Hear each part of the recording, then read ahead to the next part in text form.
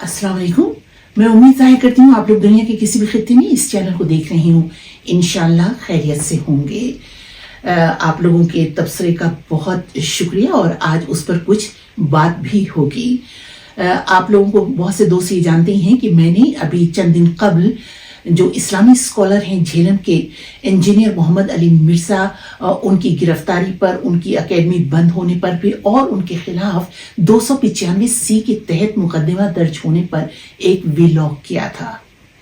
मुझे इस बात की बहुत खुशी है कि कोई 90-92% लोगों ने ये कहा कि हम इंजीनियर मोहम्मद अली मिर्ज़ा के साथ खड़े हैं और उनकी जो एकेडमी है, दर्स व तदरीस का जो उनका सिलसिला है, हम उसे बहुत पसंद करते हैं। कुछ लोग ऐसे भी थे जिन्होंने उनसे इख्तिलाफ किया, उनका जो तर्ज तखातुब है उससे इख्तिलाफ किया और जो उनका वो मवाद पेश करते हैं वो भी उसके भी सिलसिले में उन्होंने लेकिन बहुत इल्मी तरीके से इख्तिलाफ किया, जो बहुत अच्छी बात है। लेकिन कोई 5-6 लोग ऐसे भी थे कि जो उनके पहले ही लफ्ज से ही अंदाजा हो जाता है कि इन्होंने कभी किसी स्कूल कॉलेज की शक्ल नहीं देखी, ये किसी जाहिल घर के इंसान हैं और जिन्होंने घरों में भी अपने ऐसी ही गुफ्तगू सुनी है। मिसाल के तौर पर उनके ये अल्फाज थे कि तू कौन होती है मजहबी मामलात पर बोलने वाली, और किसी ने ये कहा कि बुढ़ी हो गई है लेकिन अब भी झूठ बोल रही है बैठी हुई।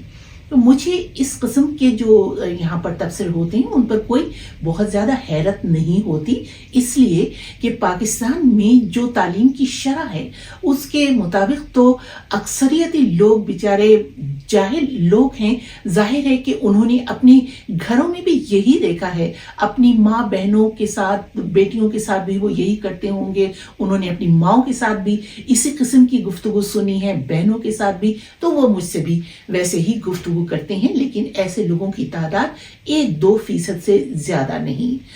तो अब फिर अपने उसी बात पर आ रही हूं वापस कि 90% से ज्यादा लोगों ने ये कहा कि ये बड़ी ज्यादती हुई है, ये इस तरह से गिरफ्तारी जो है ये बिल्कुल गलत है और हम उनके साथ खड़े हैं।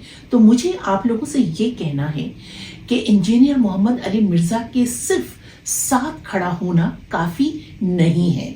इस वक्त वो बहुत मुश्किल हालात में हैं। आप लोग जानते हैं कि उनकी जिंदगी पर पहले भी कई मर्तबा कातिलाना हमले हो चुके हैं और इस वक्त तो वो बहुत ही वल्नरेबल पोजीशन में है। वो पुलिस की हिरासत में है, कैद में है।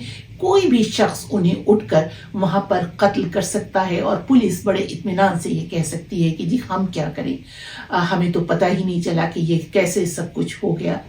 और फिर आप ये भी सोचिए कि उन पर अब मुकदमा चलाया जाएगा 295C के तहत। पहले तो ये सोचिए कि किसी भी इस्लामी स्कॉलर की ये किस कदर तजलील होगी कि उनके हाथों में हथकड़ियाँ हों और उन्हें पुलिस की लॉरी में बिठाकर अदालत में ले जाया जाए और फिर वापस लाया जाए। और हमारे यहाँ अदालतों में इस किस्म के जो केसेस हैं, मुकदमात हैं, उनमें बरसों लग जाते हैं। तो बहुत मुमकिन है कि इस तरह से अदालत में आते या जाते भी उन पर हमला हो सकता है। लिहाजा उनकी जान पहले भी खतरे में थी लेकिन इस वक्त बहुत ज्यादा खतरे में है। तो जो लोग उनके साथ खड़े हैं और जो इस गिरफ्तारी को गलत समझते हैं, उन लोगों को चाहिए कि वो अपनी आवाज उठाएं, ये जो सोशल मीडिया है इस पर ट्रेंड बनाएं और भी जहां जो कोशिश कर सकते हैं वो जरूर करें। इस वक्त इंजीनियर मोहम्मद अली मिर्ज़ा को उनकी मदद की बहुत ज्यादा, यानी आप सब लोगों की मदद की बहुत जरूरत है। और जैसा कि आप में से भी बहुत से लोगों ने कहा और मैंने YouTube चैनल पर जाकर बहुत से व्लॉगर्स को भी सुना, ज्यादातर लोग यही कह रहे हैं कि वो जो उनका मौजू था वो एक इल्मी बहस थी जिसकी वजह से उन्हें पकड़ लिया गया। मिसाल के तौर पर वो ये कह रहे थे कि दूसरे मज़ाहिब जो हमारे नबी सल्लल्लाहु अलैहि वसल्लम के नबी होने से इनकारी हैं, तो उनकी किताबों में क्या कुछ लिखा हुआ है वो ये बता रहे थे। और इससे पहले जो डॉक्टर اسرار احمد ہیں وہ بھی اس طرح کی گفتگو کرتے رہے ہیں. یہ سنیے ان دونوں کی یہ گفتگو سنیے جس پر ان کو انجینئر محمد علی مرزا کو پکڑا گیا ہے. جو خود بنی اسرائیل سے ہیں وہ تو ان کو وہ گالیاں دیتے ہیں آج تک. ڈاکٹر اسرار صاحب ہمارے استاد رحمہ اللہ نے بیان القرآن میں وہ ساری گالیاں نکالی ہیں باقاعدہ, لیکن انہوں نے ان کی منجی نہیں ٹھوکی تھی, ورنہ ڈاکٹر اسرار کو انہوں نے ٹانگ دینا تھا کہ یہ کیا آپ کر رہے ہیں. جو یہودی کہتے ہیں نا وہ انہوں نے یہودیوں کے ریفرنس سے خود نہیں نکالی, یہ نہ سمجھیے گا, لیکن مولویوں کے حساب سے انہوں نے نکالی ہیں, کیونکہ یہ جب کافروں کے ریفرنس سے بھی آپ کو بات کریں تو کہتے ہیں وہ نہیں کٹیاں نے. تو ڈاکٹر اسرار نے کہا کہ جی یہودی کہتے ہیں, اور وہ جس انداز میں انہوں نے کہا توبہ توبہ, یہ سن بھی نہیں سکتے. جادوگر, پاگل, ولد الحرام, ولد الزنا, دجال, پتہ نہیں کیا کیا لفظ بولے. میں ویڈیو لاواں گا انہوں نے دسنے واسطے کہ ڈاکٹر اسرار نے تہاڈی منڈی نہیں ٹھوکی. آج سارے ڈاکٹر اسرار دی بڑی تعریف کر دینے, خصوصاً دیوبندی, کیونکہ عیسائی سمجھتے تھے کہ جسے ہم خدا سمجھتے ہیں اس کے قاتل یہ ہیں, انہوں نے سولی چڑھایا ہے. یہودی سمجھتے تھے کہ کافر جو تھا, مرتد جو تھا, جادوگر تھا, ولد الحرام تھا, ولد الزنا تھا, اسے یہ خدا کا بیٹا بنائے پھرتے ہیں. اب یہ اس قدر یعنی کنٹراسٹ ہے اتنی ایک دوسرے کے خلاف کہ ان کے اندر کوئی پوائنٹ آف میٹنگ ہے ہی نہیں. اور میرے جملے کاٹ کاٹ کے جی انجینئر صاحب نے کیا دیتا تھا وہ کیا دیتا. یہ تو علمی بحثیں سنجیدہ لوگوں کے لیے. تو چونکہ ہم نے ایک جنرل سٹور کھولا ہے, ہم انٹلیکچوئل کو بھی سمجھائیں گے, ایک عام آدمی کو بھی. یہی وجہ ہے آپ دیکھیں دنیا میں کون سا اسکالر ہے جسے ریڈی بان بھی سنتا ہو, جسے ڈاکٹر بھی سنتا ہو, انجینئر بھی سنتا ہو, مسلمان بھی سنتا ہو, نان مسلم بھی سنتا ہو, سب کو کوئی نہ کوئی بات مل رہی ہے. اسی لیے میں ہر لیول پہ اتر کے اس کے حصے کی بات کرتا ہوں تاکہ جس کا جو حصہ ہے اس تک پہنچے اور وہ حق بات کو قبول کرے انشاءاللہ تعالی.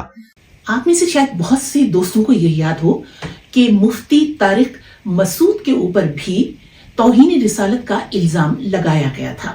چند ماہ قبل انہوں نے کینیڈا میں اپنے لیکچر کے دوران یہ کہا تھا کہ قرآن حکیم میں اگر کچھ گرامر کی یا دوسری کوئی اغلاط رہ گئی ہیں تو اس کی وجہ یہ ہے کہ ہمارے رسول صلی اللہ علیہ وآلہ وسلم لکھنا پڑھنا نہیں جانتے تھے.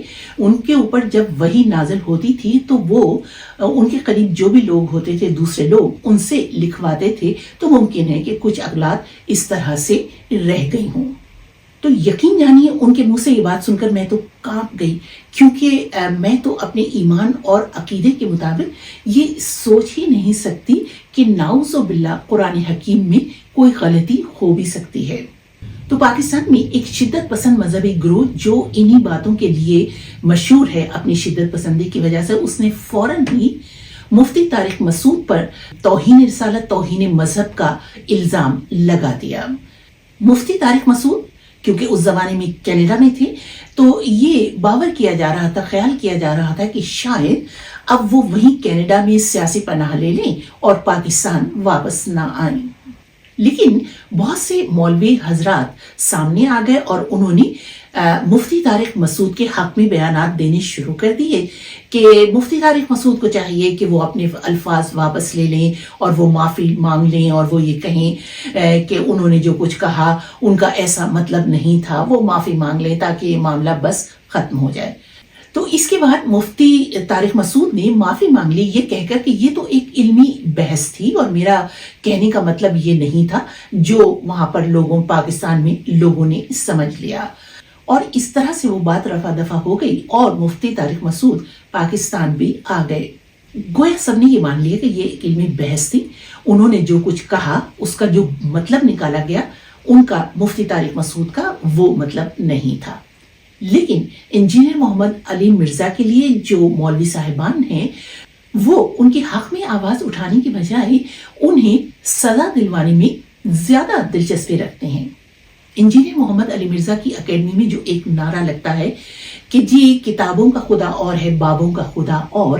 جب بات کتابوں کی ہے تو یہ علمی بحث ہے تو اس کا جواب بھی تو علم سے ہی دینا چاہیے, اس کا جواب بھی تو کتابوں سے ہی دینا چاہیے.